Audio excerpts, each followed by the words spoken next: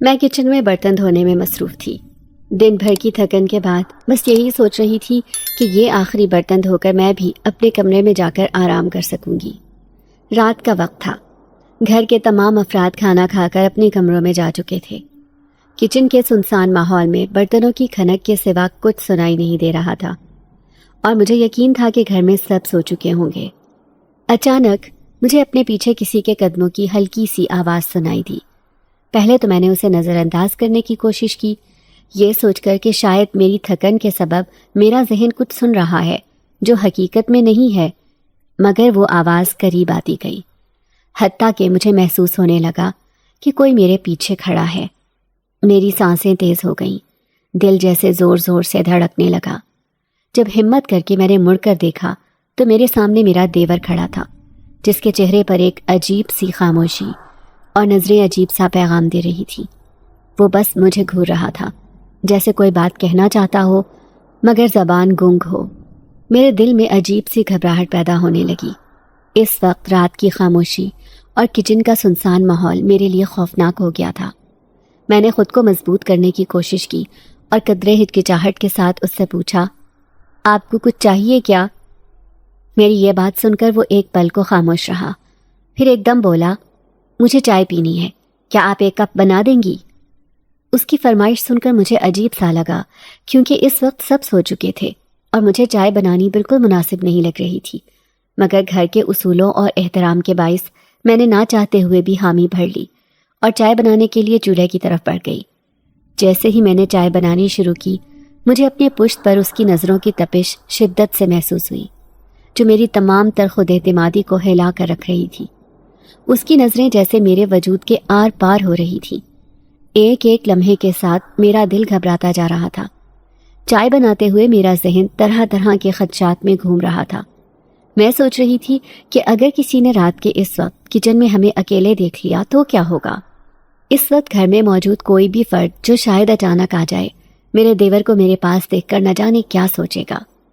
اس وقت کی خاموشی میں میری ہر حرکت میرے اندر خوف کو اور بڑھا رہی تھی۔ میرا دل کہہ رہا تھا کہ یہ سب غلط ہے اور مجھے اس وقت کچن میں اکیلے نہیں ہونا چاہیے تھا۔ گزشتہ کچھ دنوں سے اس کے رویے میں بدلاؤ دیکھ رہی تھی، مگر اس نے کبھی اس طرح کھل کر اظہار نہیں کیا تھا۔ یہ رات کی خاموشی اور اس کی پراسرار موجودگی جیسے میرے ارد گرد خوف کی ایک دیوار بنا رہی تھی۔ مجھے یہ بھی احساس ہو رہا تھا کہ اگر کسی نے ہمیں دیکھ لیا تو الزام مجھ پر ہی آئے گا کہ میں نے اپنے دیور پر ڈورے ڈالنے کی کوشش کی۔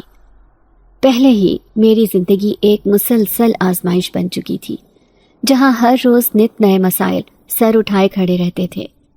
شادی کے بعد سے ہی جیسے میری زندگی کے سکون کو نظر لگ گئی تھی۔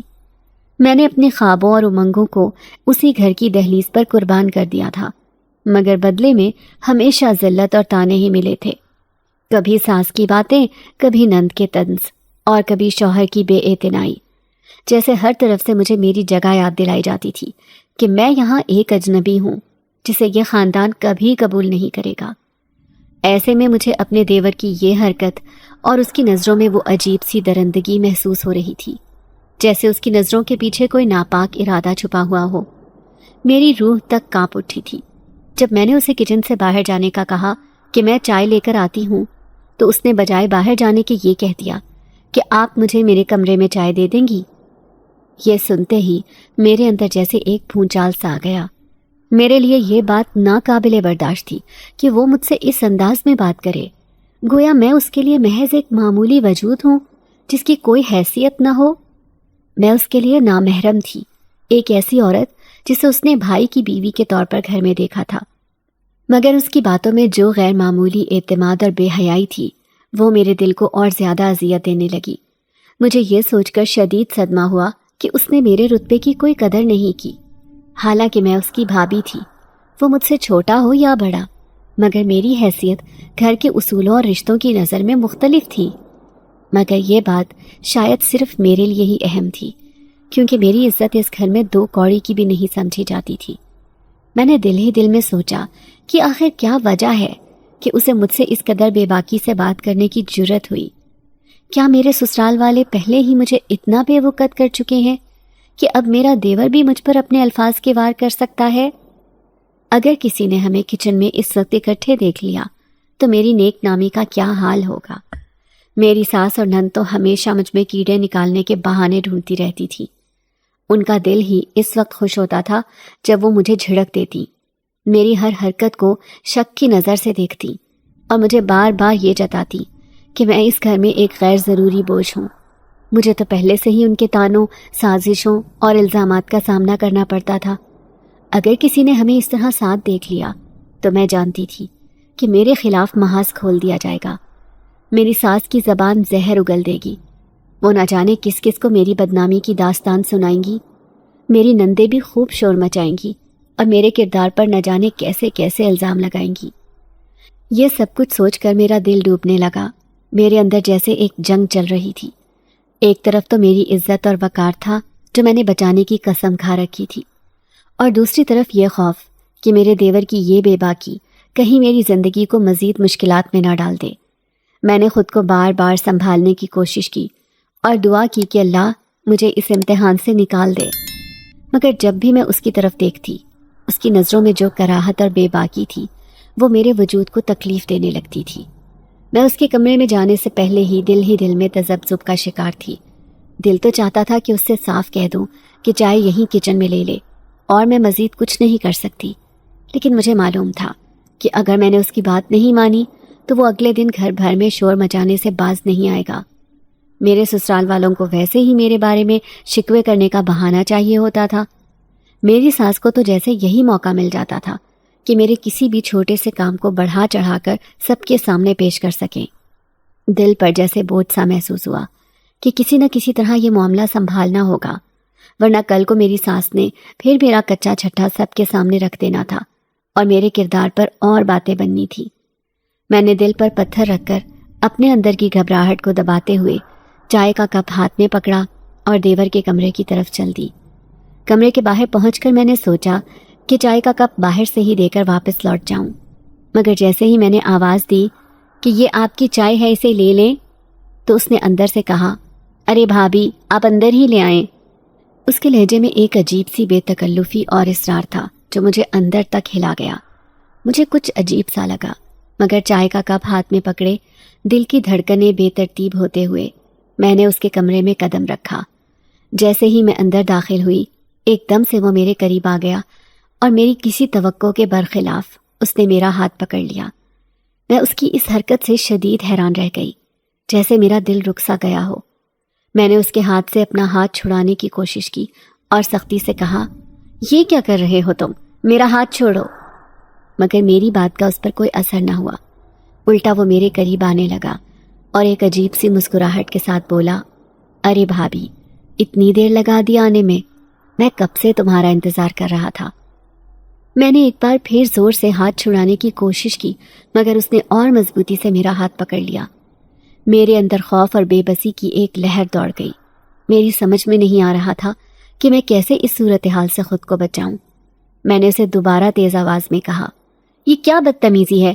میں تمہاری بھابھی ہوں، تمہاری بھابھی۔ میری آواز کانپ رہی تھی، مگر میرے لہجے میں ایک عزم تھا، مگر اس پر تو جیسے میری کسی بات کا کوئی اثر ہی نہیں ہو رہا تھا۔ وہ ہنسا اور بولا، ارے ایسے کیسے چھوڑ دوں؟ اتنی مشکل سے تو یہ سنہری موقع ہاتھ آیا ہے، اب تم نخرے مت کرو اور خاموش رہو۔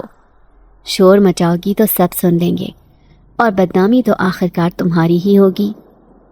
اس کی بات سن کر میرے دل میں خوف اور غصہ بھر گیا۔ اس کی باتوں سے جیسے میری عزت نفس کو ٹھیس پہنچی۔ میں نے دل ہی دل میں دعا کی، اللہ مجھے اس مصیبت سے نکال۔ میں نے سوچا کہ شاید چیخنے سے وہ پیچھے ہٹ جائے گا، مگر اس کی دھمکی اور اس کی نظروں میں جو بے شرمی تھی اس نے مجھے لرزا دیا۔ میری سوچیں بکھر گئیں کہ یہ کیا ہو رہا ہے۔ میں تو اس کی بھابھی ہوں، ایک نامحرم عورت، اور وہ کیسے مجھ سے اس طرح کی باتیں کر سکتا ہے؟ میری عقل حیران تھی کہ وہ کس بے شرمی اور دلیری سے یہ سب کہہ رہا ہے۔ میں نے ایک آخری کوشش کی اور اسے زور سے دھکیلنے کی کوشش کی، مگر وہ اور زیادہ طاقت سے میرے قریب آیا اور اپنے الفاظ دہراتے ہوئے بولا، خاموش رہو ورنہ بدنامی تو تمہاری ہی ہوگی، مجھے تو کوئی فرق نہیں پڑے گا۔ اس کی مکروہ باتیں سن کر میری برداشت کا پیمانہ لبریز ہو گیا، میرے آنسو نکلنے کو تھے۔ مگر میں نے خود کو مضبوط بنایا کہ میں کسی نہ کسی طرح اس مصیبت سے بچوں۔ میری برداشت کی حد ختم ہو چکی تھی۔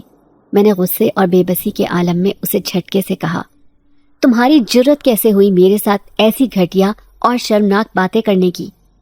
میرے لہجے میں لرزش تھی مگر عزم کی کمی نہیں تھی۔ میری بات سن کر وہ مکروہ ہنسی ہنسا اور کہا، تم میری بھابھی نہیں بلکہ میرے مردہ بھائی کی بیوہ ہو۔ تم اب اس گھر میں کسی کی نہیں ہو اور میں جو چاہوں کر سکتا ہوں، کوئی روکنے والا نہیں ہے مجھے۔ اس کے یہ الفاظ میرے دل میں تیر کی طرح پیوست ہو گئے۔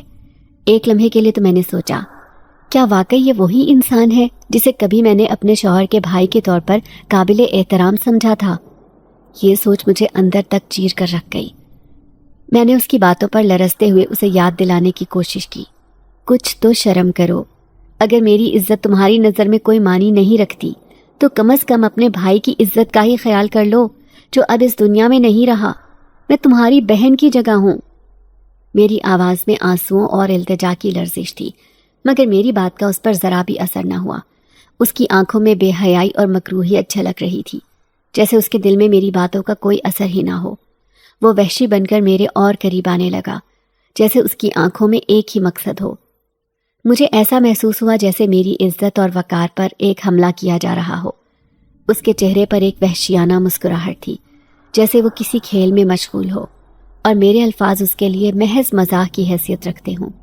میں نے دل ہی دل میں دعا کی کہ کسی طرح یہ عذاب ختم ہو جائے۔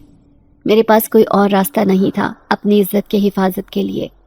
میں نے ایک آخری کوشش کے طور پر اسے زور سے دھکا دیا۔ میری طاقت اس کے سامنے کمزور تھی مگر میری عزت میرے لیے ہر چیز سے زیادہ قیمتی تھی۔ وہ پیچھے تو ہٹا مگر اس کے چہرے پر وہی مکروہ مسکراہٹ برقرار رہی۔ میرے دل میں ایک خوف کا طوفان برپا تھا۔ اگر اس وقت کسی نے مجھے یہاں اپنے دیور کے کمرے میں دیکھ لیا تو کسی کو میری بات پر یقین نہیں آئے گا۔ اس گھٹیا شخص نے چالاکی سے مجھے اپنے کمرے میں بلایا تھا اور اگر میں کچھ کہتی بھی تو الزام صرف مجھ پر ہی آتا۔ اس شخص نے میرے ارد گرد حالات ایسے بنا دیے تھے کہ وہ چاہتا تو اپنی بے شرمی اور حیوانیت کو چھپائے اور میری زندگی برباد کر دے۔ میرے ہاتھ کانپ رہے تھے، دل کی دھڑکنیں تیز ہو چکی تھی اور میں خوف اور بے بسی کے عالم میں اسے کہنے لگی، خدا کا واسطہ ہے میرا پیچھا چھوڑ دو، تمہاری اپنی بھی ایک بہن ہے، کیا تم اس کے بارے میں سوچ سکتے ہو؟ کیوں تم مجھے اس آزمائش میں ڈال رہے ہو؟ میں التجا کر رہی تھی، میری آنکھوں سے آنسو بہہ رہے تھے مگر اس کے چہرے پر کوئی پشیمانی یا شرمندگی نہیں تھی۔ وہ اپنی ہوس میں اندھا ہو چکا تھا، جیسے انسانیت سے عاری ایک درندہ بن چکا ہو۔ میرے الفاظ جیسے اس کے لیے بے معنی تھے۔ وہ میری جانب بڑھتا رہا، اس کی مکروہ نظریں میرے وجود کو چیر رہی تھیں۔ اس کے قریب آتے ہی میں نے اپنے آپ کو پیچھے ہٹانے کی کوشش کی مگر کمرے کی دیوار نے مجھے پیچھے کی جانب جانے سے روک دیا۔ میری سانسیں تیز ہو چکی تھیں، دل دھڑک رہا تھا جیسے ابھی حلق سے باہر آ جائے گا۔ اس کے قریب آتے ہی میں نے اپنے آنسوؤں سے تر لہجے میں چیخ کر کہا، کچھ تو خدا کا خوف کرو، کیا تمہاری اپنی ماں بہنیں نہیں ہیں؟ تمہیں ذرا بھی احساس نہیں ہے کہ تم کیا کر رہے ہو؟ مگر اس نے میرے آنسوؤں کو، میری چیخوں کو جیسے اپنی حیوانیت کا ایندھن بنا لیا تھا۔ وہ میری التجا کو نظر انداز کر کے اپنے مکروہ ارادوں کو پورا کرنے کے لیے آگے بڑھ رہا تھا، جیسے اس کی آنکھوں میں حیا اور غیرت کی روشنی بجھ چکی ہو۔ مجھے لگا کہ اس مکروہ ماحول سے نکلنے کے لیے شاید میری چیخوں اور التجاؤں سے کچھ نہیں ہوگا۔ وہ شخص تو جیسے درندگی کی انتہا پر تھا۔ میری سانسیں تیز ہوتی گئیں اور میرا ذہن چکرا گیا۔ میں نے ایک آخری دعا دل سے کی کہ خدا میری مدد کرے اور مجھے اس مصیبت سے نجات دلائے۔ میں بے بسی سے ادھر ادھر دیکھ رہی تھی کہ شاید کوئی آئے اور مجھے بچائے، مگر وہاں صرف وہ اور اس کی بے شرمی تھی۔ ابھی اس کے مکروہ ارادے پورے بھی نہیں ہوئے تھے کہ ایک دم سے دروازہ کھلا اور میری سانس اندر داخل ہوئی۔ مجھے ایسا لگا جیسے ایک لمحے کے لیے میری سانسیں رک گئی ہوں۔ میں نے فوری طور پر اپنے آپ کو سنبھالتے ہوئے ان کے قریب جانے کا ارادہ کیا تاکہ اپنے دیور کے کالے کرتوتوں کو اور اس کی بدنیتی سے انہیں آگاہ کر سکوں۔ لیکن اس سے پہلے کہ میں کچھ کہتی، میرا دیور اپنی ماں کے قریب آیا اور ڈرامائی انداز میں آنکھوں میں جھوٹے آنسو بھر کر بولا، دیکھ اماں، یہ بھابھی رات کے وقت میرے کمرے میں چائے کے بہانے آئی اور اب مجھ سے کہتی ہے کہ میرے ساتھ وقت گزارنا چاہتی ہے۔ کہتی ہیں کہ بھائی کے مرنے کے بعد میں اکیلی ہو گئی ہوں۔ میں نے انہیں بہت منع کیا کہ آپ میری بھابھی ہیں اور میں کبھی ایسی بات مر کر بھی نہیں سوچ سکتا۔ بھائی اس دنیا میں نہیں رہے تو کیا ہوا، مگر آپ ان کی بیوہ کی حیثیت سے میرے لیے قابل احترام ہیں۔ میرا دل کانپ گیا، آنکھیں حیرت سے پھٹی کی پھٹی رہ گئی۔ وہ کیسی بے حیائی اور مکاری سے جھوٹ بول رہا تھا۔ میں نے بے بسی سے اپنی ساس کے چہرے کی طرف دیکھا جو غصے سے سرخ ہو رہا تھا۔ اس کا مطلب تھا کہ وہ میرے دیور کی باتوں پر یقین کر چکی تھی۔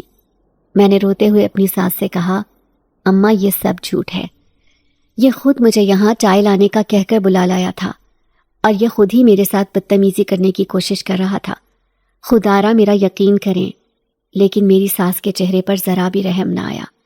وہ تو اپنے بیٹے کی باتوں پر مکمل یقین کر چکی تھی اور ان کا ہر لفظ، ہر حرکت میرے دل کو پارا پارا کر رہا تھا۔ میرا دیور اپنی ماں کے سامنے مگرمچھ کے آنسو نکالتا اور خود کو ایسے معصوم بنا رہا تھا جیسے وہ کوئی فرشتہ ہو اور میں کوئی بد کردار عورت۔ اس لمحے میری ساس نے اپنی سخت مٹھی سے میرے چہرے پر ایک زوردار تھپڑ رسید کیا۔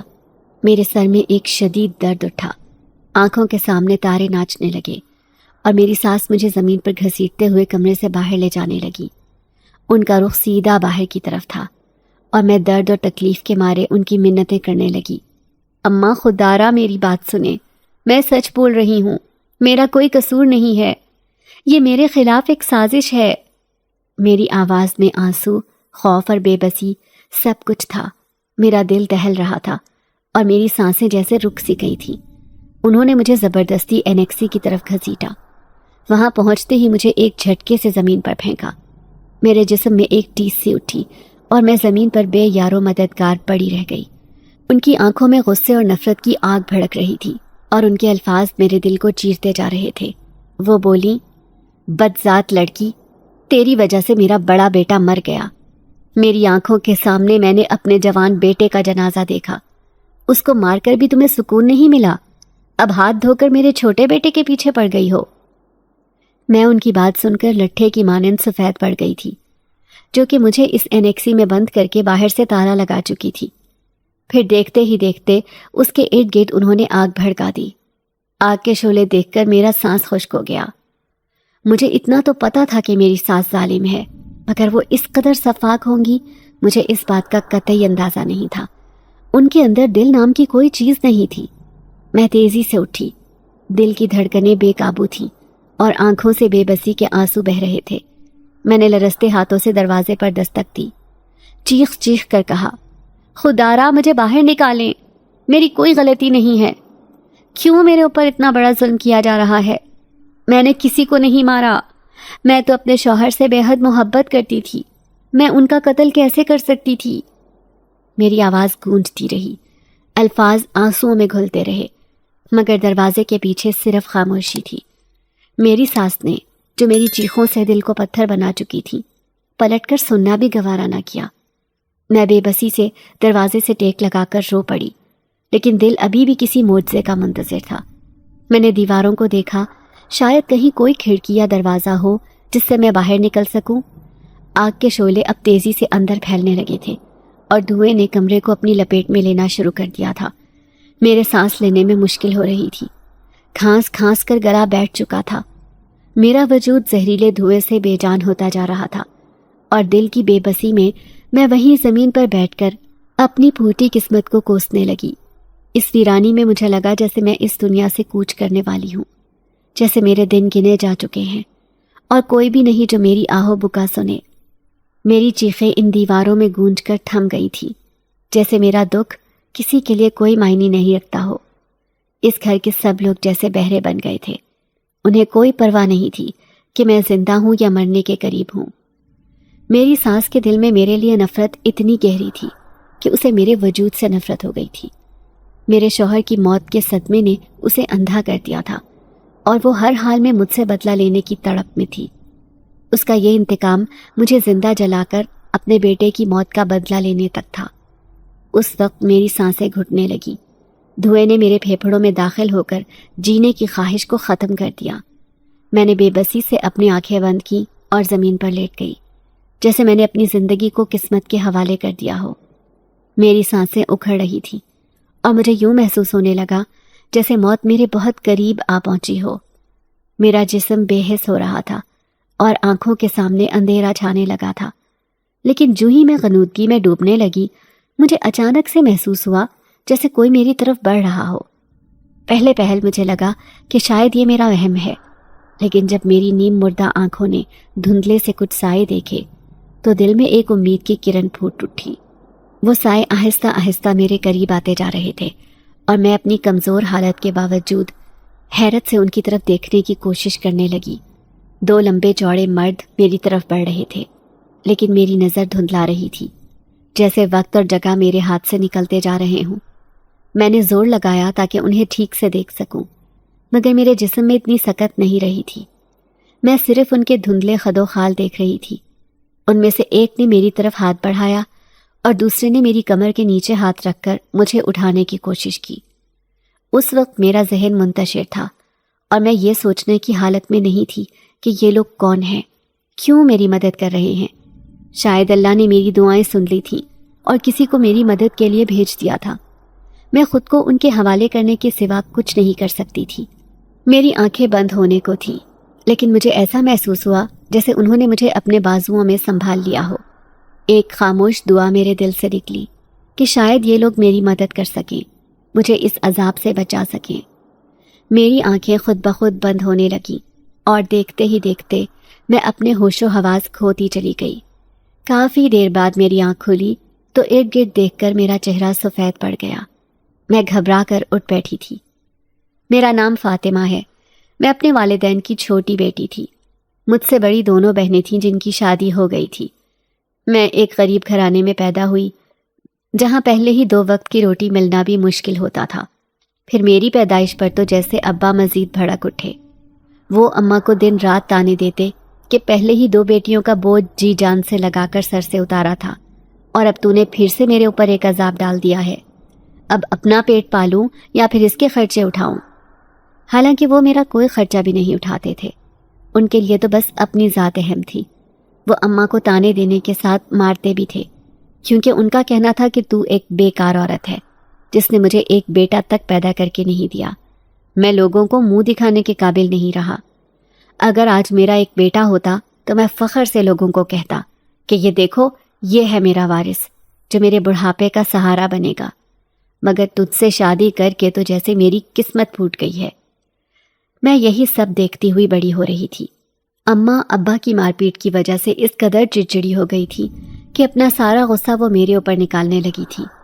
مجھ سے اگر کوئی کام کرتے ہوئے غلطی ہو جاتی تو مجھے تھپڑ مارتی کہ منحوس، پہلے ہی زندگی اجیرن ہے، اوپر سے تو نے میرے لیے مزید مسائل بنا دیے ہیں۔ میں روتے ہوئے سوچتی کہ آخر اس سب میں میرا کیا قصور تھا؟ میں کوئی اپنی مرضی سے اس دنیا میں تھوڑی آئی تھی۔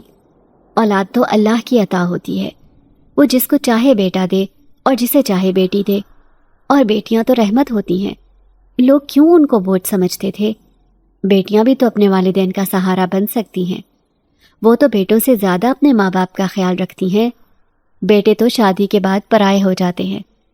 میں اماں کو ابا کے ظلم و ستم کا شکار ہوتا دیکھتی تو دعا کرتی کہ کاش میں پیدا ہوتے ہی مر جاتی تو آج اماں ابا کے ہاتھوں یوں ذلیل نہ ہو رہی ہوتی۔ ابا نے تو آج تک میری طرف دیکھا تک نہیں تھا، ان کو تو یہ بھی نہیں پتا تھا کہ میرا نام کیا ہے۔ میں ایک ایسی انچاہی اولاد تھی جس کو اس کے والدین بالکل بھی پیار نہیں کرتے تھے۔ نہ جانے میرا اس دنیا میں آنے کا مقصد کیا تھا؟ کیا بس میں ساری عمر ایسے ہی گزار دوں گی؟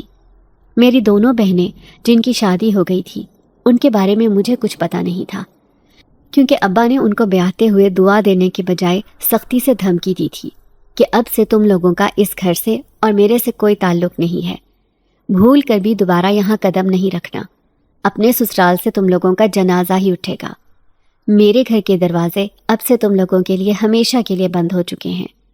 وہ تو مجھے بھی 10 سال کی عمر میں ہی بیاہ دینا چاہتے تھے، مگر اماں نے ان کو اللہ کا واسطہ دیا تھا کہ خدارا وہ ابھی بالغ بھی نہیں ہوئی، آپ اس کی شادی نہ کروائیں، جب وہ تھوڑی بڑی ہو جائے پھر بے شک آپ اس کی شادی کروا دیں۔ اماں میرے سے جتنی بھی بے رخی برت لیتی، مگر تھی تو ایک ماں ہی، اپنی چھوٹی سی 10 سال کی بچی کو بھلا کیسے وہ بیاہ سکتی تھی جس کی عمر ابھی بس کھلونوں سے کھیلنے کی تھی؟ میری بہت خواہش تھی کہ میں پڑھ لکھ کر کچھ بنوں۔ ہمارے گاؤں میں سرکاری اسکولوں میں تو مفت کی تعلیم تھی، مگر اس کے باوجود ابا نے اپنی کسی بیٹی کو بھی اسکول میں نہیں بٹھایا، کیونکہ ان کو لگتا تھا کہ ایک بار ہم اسکول گئے تو ہمارے پر نکل آئیں گے اور ہم ضرور ان کی عزت خاک میں ملا دیں گے۔ ان کی سوچ ہمیں لے کر کبھی نہیں بدلی۔ ان کو میرے اوپر ہر وقت شک رہتا تھا کہ میں گھر سے نکلی تو ضرور کوئی نہ کوئی گل کھلاؤں گی۔ اسی وجہ سے وہ مجھے گھر سے زیادہ نکلنے نہیں دیتے تھے۔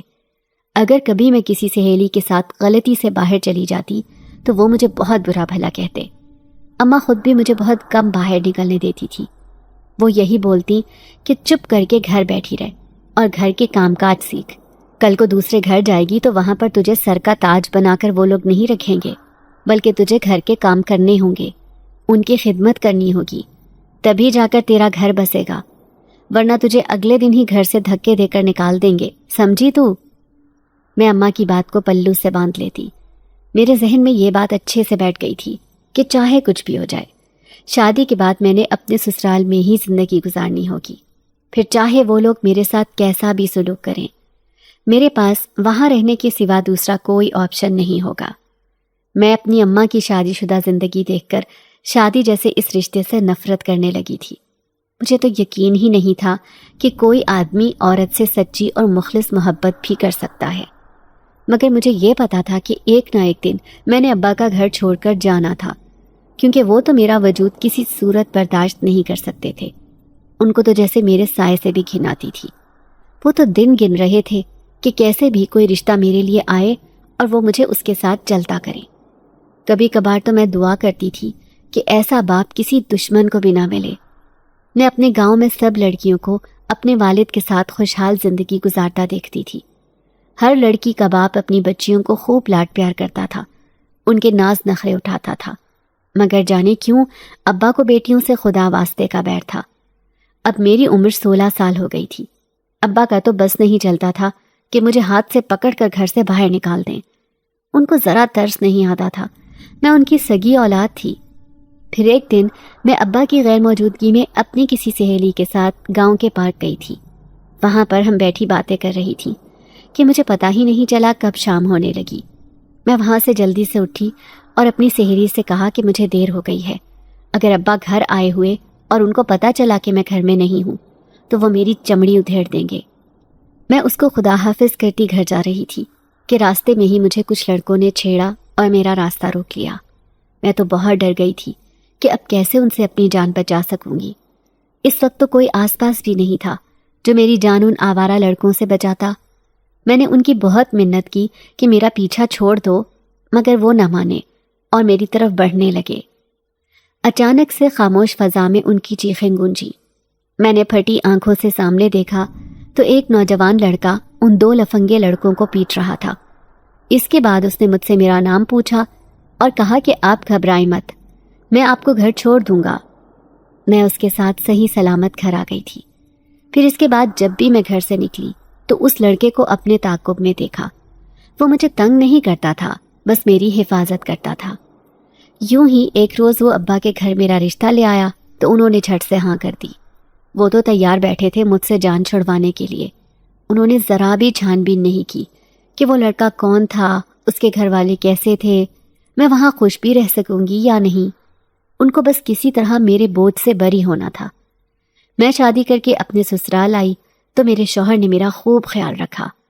وہ میری ہر چھوٹی سے چھوٹی ضرورت کو پورا کرتا تھا۔ میں تو یہ سب دیکھ کر خود کو دنیا کی خوش قسمت ترین لڑکی سمجھتی تھی۔ مجھے یقین ہی نہ آیا کہ قدرت میرے اوپر ایسے مہربان ہو جائے گی، کیونکہ اتنا پیار تو کبھی زندگی میں مجھے کسی نے نہیں دیا تھا۔ میری اپنی سگی ماں میرے سے خار کھاتی تھی۔ ان کو بھی یہی لگتا تھا کہ سارے جنجال کی جڑ میں ہی ہوں۔ ان کے رویے کی وجہ سے ہی میں بھی اس بات کو ماننے لگی تھی کہ شاید میری ہی غلطی تھی جو میں اپنے اماں ابا کی زندگی میں آئی۔ میرے سسرال میں میری ساس، ایک نند اور ایک دیور بھی تھا۔ ان تینوں نے میرے سے کبھی کوئی خاص بات نہیں کی تھی۔ اس سے مجھے اندازہ ہو گیا تھا کہ میں صرف اپنے شوہر کو پسند تھی۔ باقی اس گھر میں کسی کو میرا وجود قبول نہیں تھا۔ میں اسی پر شکر کر رہی تھی کہ چلو کوئی بات نہیں، جب تک میرے ساتھ میرے شوہر کا ساتھ تھا کوئی مجھے کچھ نہیں کہے گا۔ میرا شوہر تو مجھ سے گھر کے کام بھی نہیں کرواتا تھا، وہ کہتا کہ تم میری رانی ہو، بس آرام کرو۔ میری ساس یہ سب دیکھ کر غصے سے کھولتی تھی، لیکن وہ کچھ کہہ نہیں سکتی تھی کیونکہ اس کا اپنا لاڈلا بیٹا ہی میرا دیوانہ تھا۔ پھر ایک دن ایسا ہوا کہ میرے اوپر مانو قیامت ٹوٹ پڑی۔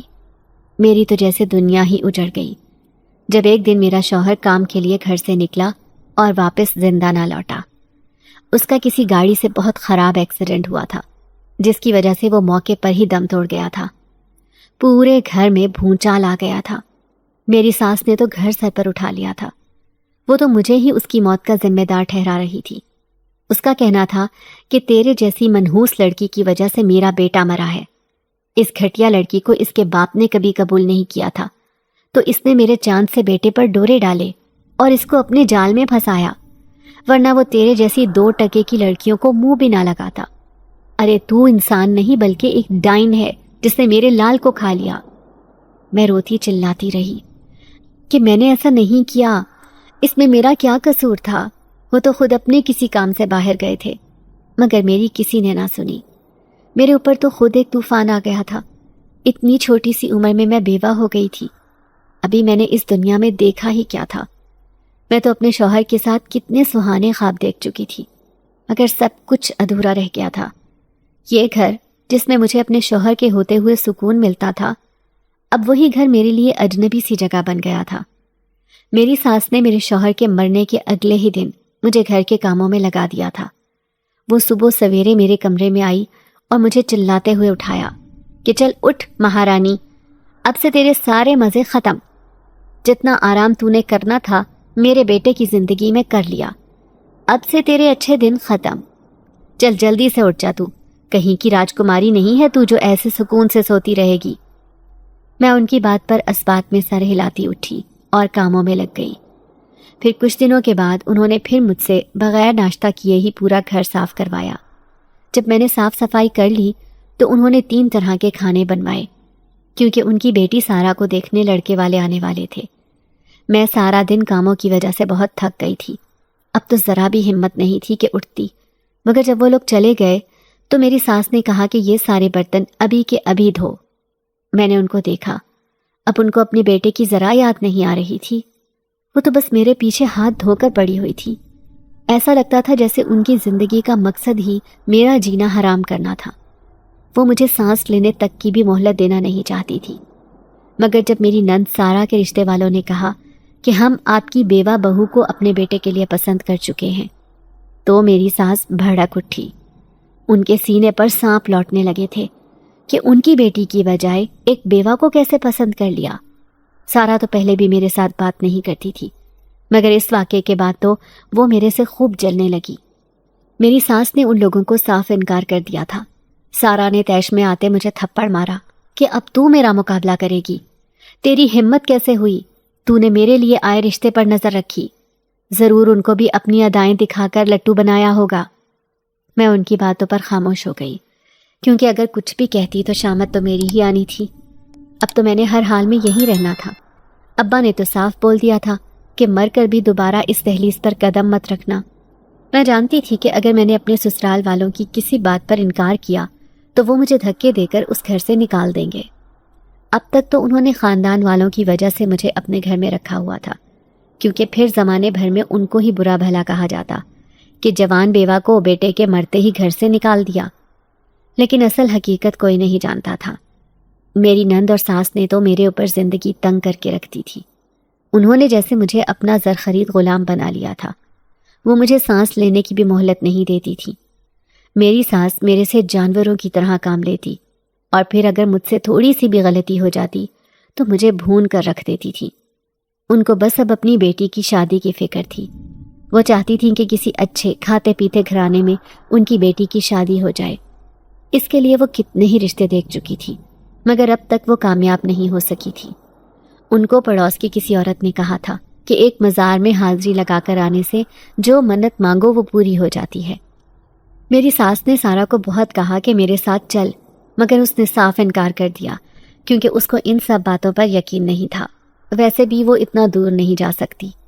میری ساس کو اکیلے جانے سے ڈر لگتا تھا، اسی لیے انہوں نے مجھے اپنے ساتھ آنے کا حکم دے دیا۔ میرے پاس تو انکار کا کوئی سوال ہی نہیں تھا۔ اسی لیے چپ چاپ راضی ہو گئی۔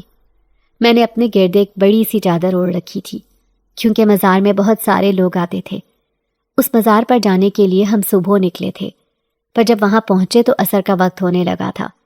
میری ساس اور مجھے سخت بھوک لگ رہی تھی۔ وہاں پہنچ کر دیکھا تو لنگر بانٹا جا رہا تھا۔ میں نے جلدی سے جا کر ایک آدمی سے آخری 2 چاول کے تھیلے لے لیے تھے۔ میری ساس تو قریب ہی تھڑے پر بیٹھ کر کھانے لگی تھی۔ میں بھی کھانے ہی لگی تھی کہ میری نظر کچھ فاصلے پر بیٹھے آدمی پر گئی۔ اس کی شکل دیکھ کر مجھے ایسا لگا جیسے وہ کافی پریشان ہو۔ اس کا رنگ بھی پیلا زرد ہو رہا تھا، جیسے اس نے کچھ کھایا پیا ہی نہ ہو۔ مجھے بے ساختہ اس پر رحم آیا۔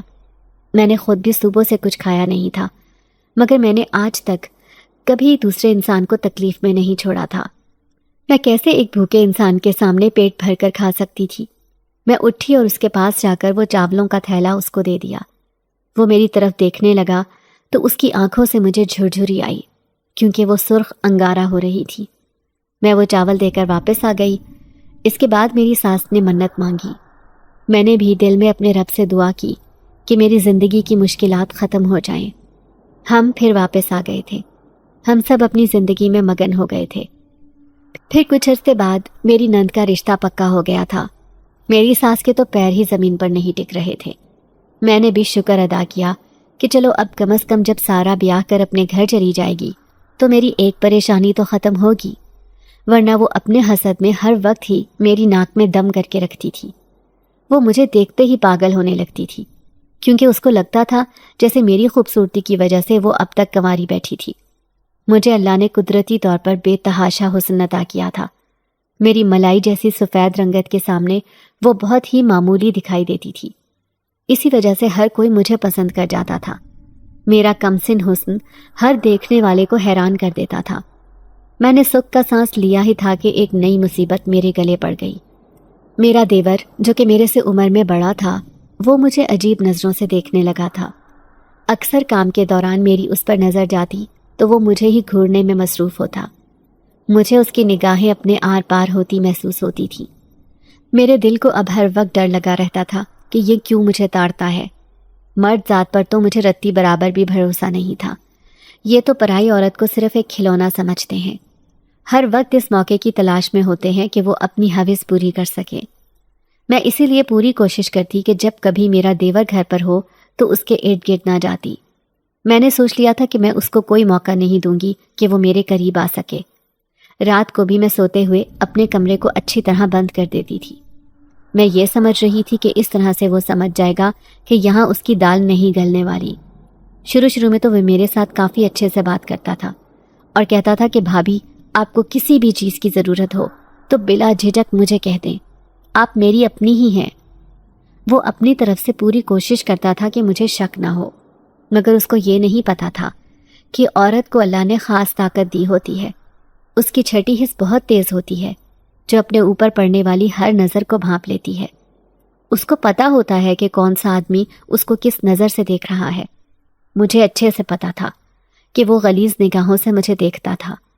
اس کو اپنے مرے ہوئے بھائی کا بھی کوئی لحاظ نہیں تھا۔ ایک رات جب کھانے کے بعد سب اپنے کمروں میں چلے گئے تھے، میں بھی بس کچن سمیٹ کر جانے کو تھی کہ اپنے پیچھے اپنے دیور کو دیکھ کر گھبرا گئی۔ اس نے مجھ سے چائے کی فرمائش کی اور اپنے کمرے میں چلا گیا۔ مجھے رات کی تنہائی میں اس کے کمرے میں چائے لے کر جانا بہت عجیب لگا، مگر اس کی بات نہ مانتی تو وہ مرچ مسالہ لگا کر میرے اوپر ہی کوئی الزام لگا دیتا۔ آخر کار جی کڑا کر کے جب میں اس کے کمرے میں گئی تو وہی ہوا جس کا مجھے ڈر تھا۔ اس نے مجھے دبوچ لیا تھا اور میرے ساتھ زبردستی کرنے لگا تھا۔ میں روتے ہوئے اس سے التجا کرنے لگی تھی کہ مجھے چھوڑ دے، مگر وہ تو وقت کا فرعون بن چکا تھا۔ اس نے میری ایک نہ سنی۔